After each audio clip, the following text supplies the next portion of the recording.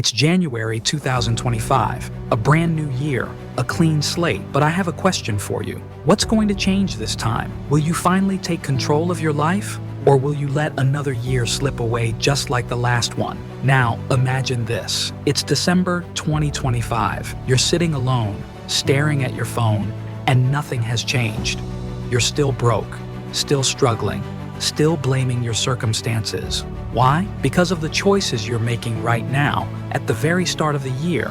So what will you do differently? Let's find out. This is John, a 28-year-old man who promised himself that 2025 would be his year. He'd get in shape, start his dream business, and break free from his financial struggles. But here we are in January, and John hasn't made a move. The year is new, but his habits? Not so much. Like many of us, John keeps putting things off. He tells himself, next week, next month, when I'm ready. He's waiting for the perfect time, but the truth is, the perfect time never comes. That's how it starts, procrastination. And that's why so many people end up in the same place they started year after year. The first mistake John made was procrastination. He always promised himself he'd get started tomorrow. Tomorrow became next week, and next week turned into next month. By the time he realized it, half the year was gone, and so was his motivation. It's easy to put things off. We all do it. We say, I'll work out tomorrow, or I'll start that project next week. But guess what? Tomorrow never comes. And before you know it, you've wasted months, even years. Don't let procrastination steal your future. Every moment you wait is time you'll never get back. If you want something, start today. No excuses. The second mistake John made was overspending. Every paycheck he earned went straight to things he didn't need. Expensive coffee, clothes, and gadgets. But here's the problem. He never invested in himself. He never invested in his dreams. He never saved. It's easy to fall into the trap of buying things that make us feel good in the moment, but it doesn't build anything for the future. True wealth isn't about what you can buy. It's about what you can build. John was spending his future away for temporary satisfaction. The third mistake John made was fearing failure.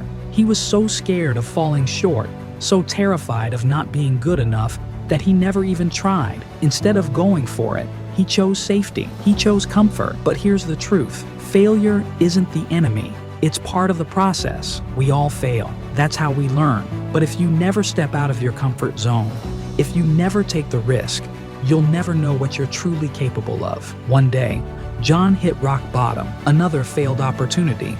Another year wasted. He sat in his car, staring at his phone, and asked himself, why am I still here? Why am I still poor?